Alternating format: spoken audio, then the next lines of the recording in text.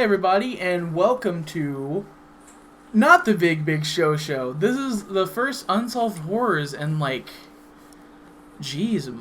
couple months now, isn't it? It has been a while, yeah. It has been a very, very long time. It's mostly because we just got sidetracked with the Big Show, and the other project we're working on, which will be disclosed at another point in time, but. The Big Show has just been super easy to just, hop on, pop out a quick episode, and then go about your business. It's true. I come with a whole bunch of fucking nonsensical nonsense, so it's kind of cake. Oh, yeah. I mean, I assume people that have listened to this, that are going to listen to this, have listened to the Big Show, and if you have, well, then you already know just how those episodes go. But this is semi-structured. The Big Show, I just get on PlayStation and go, what are we going to talk about today, Joe? And Joe goes, oh, don't worry about it. Press record. Presses record. What are we going to talk about today, Joe? An absolutely off-the-wall topic. Swag. I wasn't prepared for that. But here's what we're talking about today, Joe. We're talking about the Anthill Kids. Yeah, do you know anything about the Anthill Kids? You've told me very small things here and there. It's largely no. It's an interesting topic, to say the least. It's once we get some in, you'll see. But I'm gonna start with talking about the leader of the Anthill Kids. Okay, I have concerns already, but continue. Oh, it gets better. All right. Rock Throlt was a man with a mission: to save himself and his followers from the coming apocalypse. As a child, Throlt dropped out of school and started teaching himself the Old Testament. Mm-hmm. He was convinced that a war between good and evil was about to come and that this would bring about the end of the world. Thus, he converted to the Seventh-day Adventist Church and lived by their rules. No tobacco, no unhealthy foods, no alcohol or drugs. Throlt, was a charismatic man, good at persuading others to do his bidding. While organizing seminars for the Adventists, he convinced an entire group of people to quit their jobs and form his religion following the Anthill Kids, named because they were going to the way they worked was like ants. They worked hard like ants. And he was no longer Rock Throlt. No. To the world now, he was Moses. What? And it gets better. It was 1977, and Moses and his followers formed a commune that was free of sin and stood for equality and unity. Of course, just as with every other cult, the good times would quickly come to an end, which started when the Adventists kicked them out of for their weird behavior. So the Adventists, they were still part of the Adventists' religion, but they were kicked out because they were doing really weird things. What do you mean weird things? We'll get to that soon. That's a later topic. Throlt forbid his followers to contact their families, and against Adventist rules developed a drinking problem. Rules for followers became stricter and stricter up until the point where the members were restricted from speaking to each other without contacting Throlt and having him in their presence. So that's just the beginning. Let it marinate a little bit. I don't know if I want to, but alright. Oh, it gets amazing. So, here we go. The Anthill Kids made their living by selling baked goods. However, apart from the baking, life in the sect was a nightmare. Throlt started spying on his followers, and when some seemed not devoted enough, he would punish them. If a person wished to leave the sect, Throlt would become enraged and he would hit them with belts and hammers. He would suspend them from the ceiling, and then he would pluck out each and every hair on their body individually, or, just to spice it up, he would defecate on them. What? Yeah. Hold on. Wait a minute. There's such a difference in the spectrum. Oh, no, don't worry. It only gets worse. As the well-being of the seminars decreased, Moses Throlt became more and more convinced of his godly delusions, and it became apparent that Rock that the world was going to end in 1977, And so he drove his commune into the Canadian wilderness. Well, believe it or not, 1979 came and went, but the world was, still there. Yeah. And so Thoreau explained this by saying, "Our world and God's world run in different time zones." However, this lacking explanation did not stop his followers from romanticizing him and proclaiming him as their absolute leader. And in the Canadian wilderness, like later on in the woods of Ontario, all of the female followers, like all of the ones that were following the Amkid stuff, would procreate with him and father him 26 children. It's a lot. That's a fucking lot. And just in case you start to feel some kind of apathy for Rock, like, man, he's crazy. This man would physically and sexually abuse his children, and welfare authorities would come and take them away consistently. That's not good. What? Oh, the torture didn't stop there. Wait. Whenever Roque became angry, he would take on the role of surgeon. The patient would be held down, fully conscious, by other followers, and Thoreau would go to work on them with just, whatever was available. Kitchen utensils, pliers, a blowtorch. Most followers lost limbs, teeth, fingers, and toes to this practice. It only gets worse. Fingers, and toes. Yeah, and limbs, just full on arms, and full legs on arms, legs. What the fuck? Correct. And people still followed him. He still had a huge, consistent following, and we're gonna get to that later on, because I feel like this has a lot to do with what's it called? It's what Harley Quinn has. Whenever your captor is Stockholm syndrome.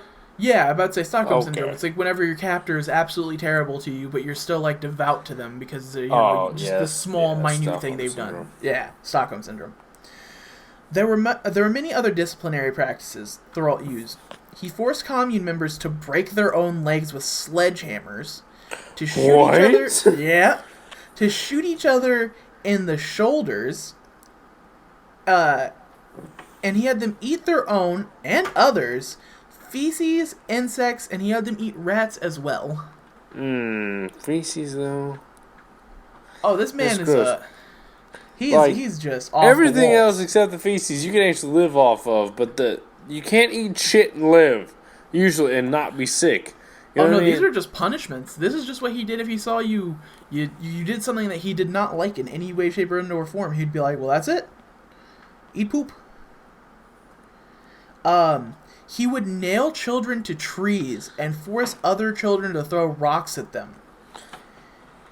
He would forcibly remove, with his fingers or pliers or whatever he could find, teeth and nails. He would burn his followers by making them sit on lit stoves.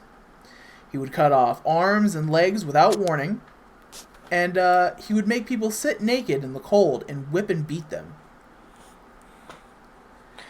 Jesus fucking Christ, dude's bad shit. It's I told you about this one whenever I brought this up because I was gonna this is the next one here. I told you about this incident and I didn't have the full information at the time, but this incident was the worst. If it's what I think it is, there's more to it. No, it's the whole incident, but this is the worst one that I could find. His most infamous incident came when one of his followers complained of pain in the abdomen.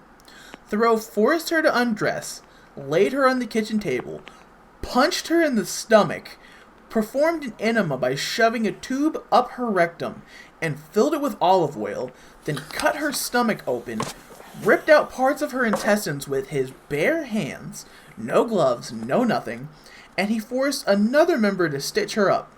Then he shoved a tube down her throat and made another woman blow air into it. Unsurprisingly, the woman died the next day, Of course, Thoreau, a prophet, had the powers of resurrection.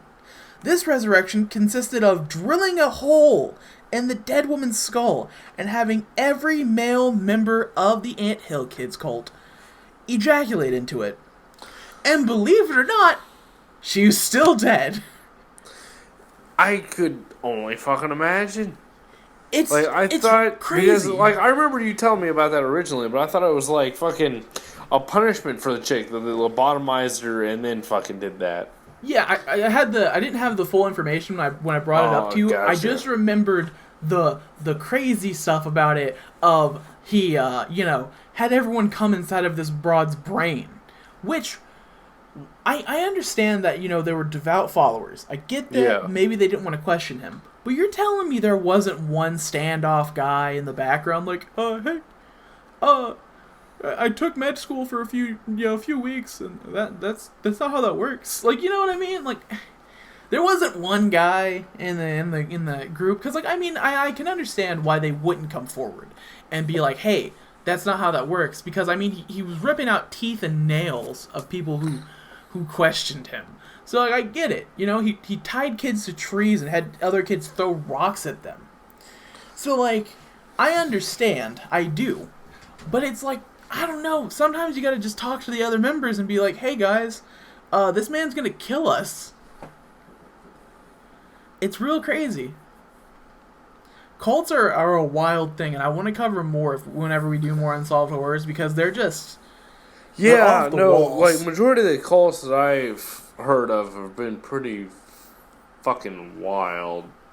Yeah, there's one that is, I don't know if it's still going on, but there was one in Illinois that I was trying to do some more research on. Boy, am I excited to cover that. I am not. Oh yeah, no, I would understand why.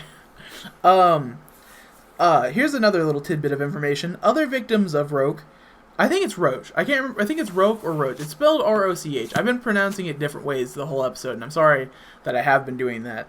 But I could not remember how you pronounce it correctly, because every source I've seen has said it different. I'm gonna say Roach. Other victims of Roach consisted of 2 of his own children, one of which he murdered during a failed circumcision, and the other died when Roach left him outside in the middle of a blizzard. So, that's just some tidbits of information about how good of a father he was. Here is what brought the whole cult thing and everything that this crazy man did to light. It took the near-death experience of Gabrielle Lovable to bring the light of all these horrible crimes against humanity. Gabrielle had endured blowtorches held to her genitals, 8 of her teeth taken out, and a hypodermic and a hypodermic needle breaking off in her spine. She had tried to escape, but could not live without the cult and went back. Roach took this as a good reason to cut off one of her fingers, nail her hand to a table, and amputate her entire arm with a hunting knife. Of course, Gabrielle did not see this as enough of a reason to actually leave, because, she's brainwashed by a cult. It took Roach amputating part of her breasts and smashing her head with an axe for her to actually flee and contact authorities. This man smashed this woman in the back of the head with an axe. God damn, the fucking... The sharp If she was still alive... Oh, is it the sharp end? I'm pretty sure it's the sharp end. From what I've read, it was the sharp end. But if not... Okay, because if she was still alive, I would imagine it would be the other side, where it's the flat part, you know what I mean? I probably should have done more research on it. I didn't think we would ever cover Unsolved Horror stuff again. But he smashed her in the head. I want to say it's the blunt side, but this man also amputated one of her breasts. So I don't think he was thinking with portals. You know what I mean? I don't think he was thinking too straight. That makes sense. But in the year 1989. The Anthill Kids were finally freed because Thoreau was, exposed to the police. She went and was like, "Hey, this crazy man has been doing all these crazy things out in the woods." Throat was given a life sentence, and he did not complete. He did not complete it because in 2011, Roque Moses Throat's cellmate walked up to the guard station, handed them a knife, and said, quote for quote, "That piece of shit is down on the range. Here's the knife. I've sliced him up." Throat was 63 years old and did not die as he envisioned, a prophet sent by God to protect his followers. The weirdest part is that even after all that Roque did, and had done wrong, Right. his quote-unquote sane followers remained loyal and slaved away to comply to his every whim. Damn. It's really crazy to think, though, because this is what I took away from all of this. It's really crazy to think that just a little bit of charisma and having just the same beliefs as someone else, but to an extreme rate, what it can do for you. Like, it's really, because that's how most cults are started. It's a religious following. They have a guy who breaks away because he believes something much different than what these other people believe in, and that he has a higher power, and he convinces other people with this charismatic energy that, hey, I'm right, you should follow me, and they're like, yeah, and then they keep doing crazy things, and people are like, well, he hasn't done us wrong yet. It's like, what? It's real crazy. That's just... Jesus fucking Christ. Like, why would you... Like, I don't understand people who would even join some shit like that, like a cult. Like what influences you to join some shit like that? So, okay, from what I've understood from, like, the things I've looked into, because, like, we haven't done any cults on here, I don't think so, have we? I don't think so. Well, from what I've done, because, like, I just like to look at this stuff occasionally from time to time, but what I've learned, it's usually people, like, with a religious following, it's like I said, the charismatic person, you believe them because, you know, they've not given you a reason to not believe them, and they have such charismatic energy that you're like, yeah, they're a good person.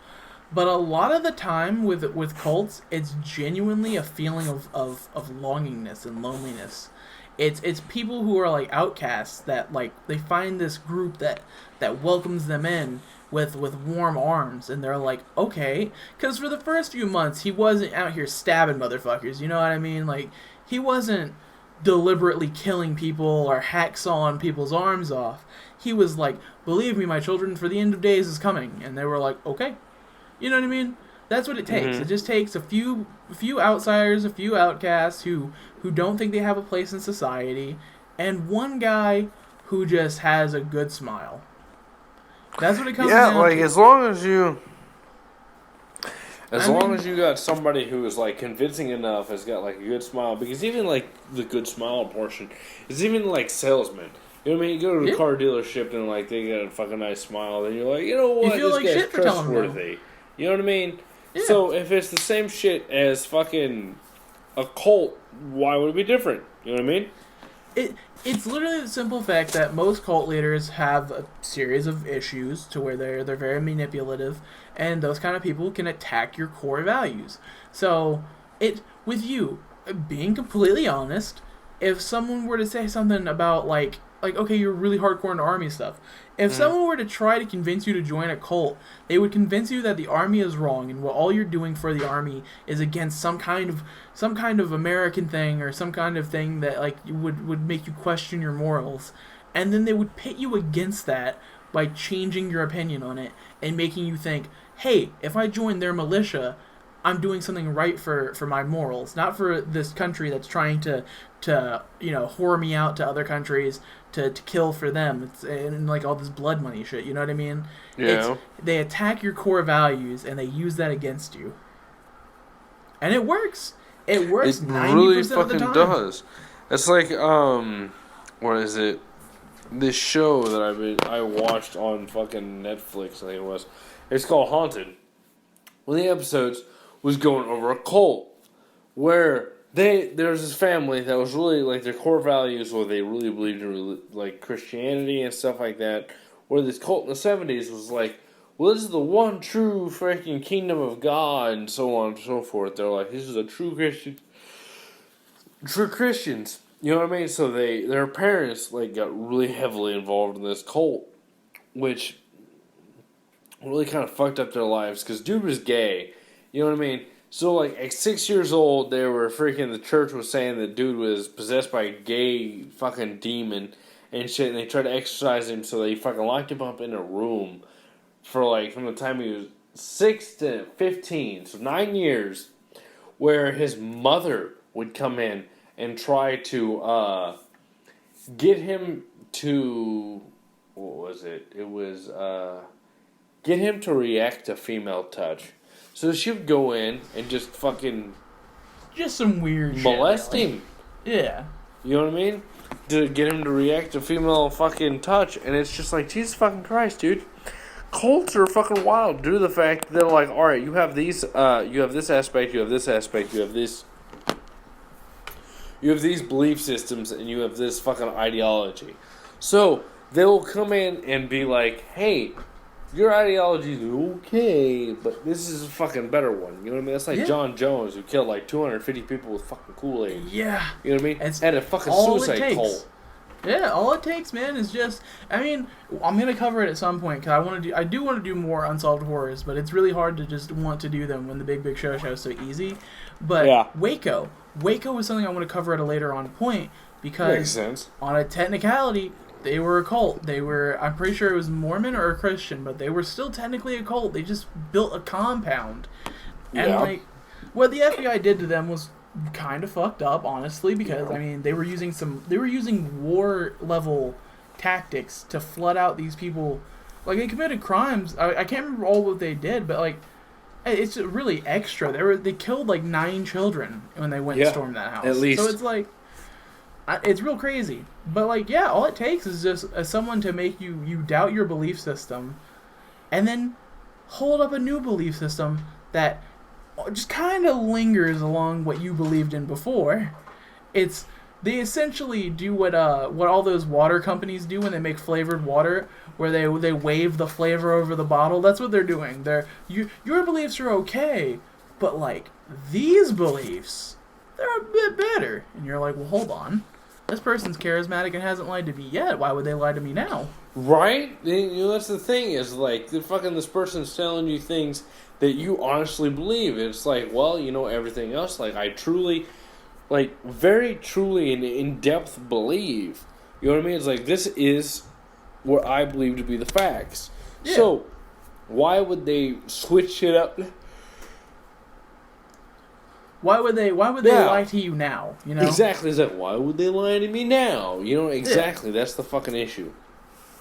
And then they fucking do some shit, and it's like, that's wild. You know what I mean? Like with the Anno kids. Like I said, he started out as a solid guy, and then the further and further they got, they're like, wow, he's cutting people in half. It's like, yeah, but it's also Stockholm syndrome. Fucking. It's also a bit of Stockholm syndrome because, you know, I mean, this man took you in when your religion rejected you, gave you a place to stay, gave you a means to make money, and a means to feed yourself and your family. Well, I mean, can't be that bad of a guy. Yeah, no shit. But that is all I have for the Anno kids. One of the most fucked up cults I've ever read about.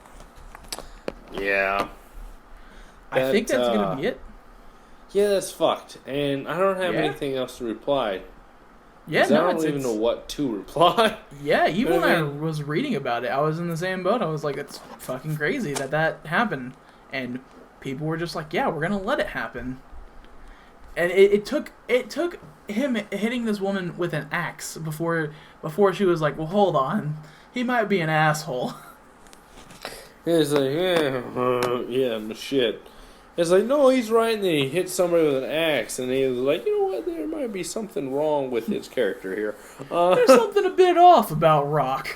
Yeah, no shit. But I think that's going to be it for this episode. I don't have anything else to talk about. I mean, I would hope I don't have anything else to talk about with this guy. But I think that's going to be it. Do you have any 2 cents you would like to add before we do the outro? No, I got nothing, man. All right. Well, thank you guys for listening. I'm probably gonna do more Unsolved Horrors. I just need to find days that I want to do them. That's the problem. But I think that's gonna be it for today.